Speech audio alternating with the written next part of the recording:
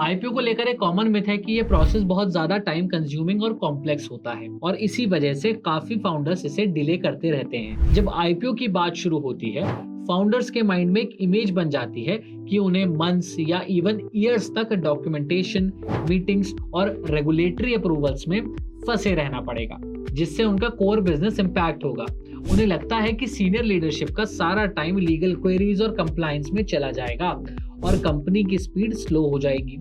ये fear specially उन founders के लिए ज्यादा स्ट्रांग होता है जिन्होंने अपना बिजनेस फास्ट एग्जीक्यूशन और डिसिसिवनेस से बिल्ड किया होता है। इस मिथ के रियल लगने की वजह यह है कि फाउंडर्स अक्सर टेम्पररी प्रिपरेशन एफर्ट को परमानेंट बर्डन समझ लेते हैं और फ्रैगमेंटेड स्टोरीज सुनते हैं जिसमें कंटेक्स्ट मिसिंग होता है। जैसे किसी ने बोला डॉक्यूमेंटेशन में मंथ्स लग गए या सेबी के मल्टीपल क्वेरीज आए, लेकिन ये नहीं बताया कि ये सब एक स्ट्रक्चर्ड और फाइनाइट प्रोसेस का पार्ट है।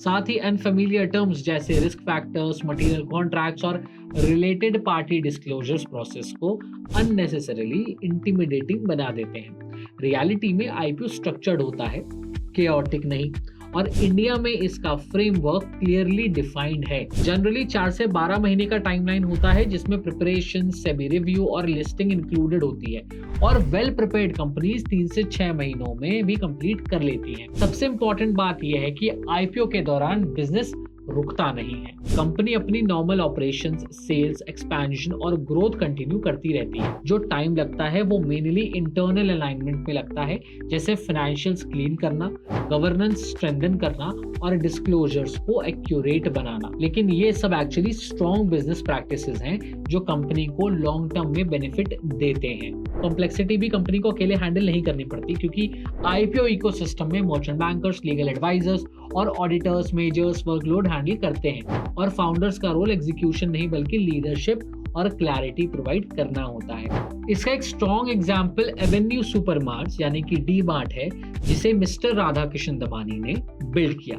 उन्होंने आईपीओ को एक फाइनाइट प्रोजेक्ट की तरह अप्रोच किया और लगभग 6 महीने में प्रोसेस कंप्लीट किया बिना बिजनेस ऑपरेशंस को इम्पैक्ट किए।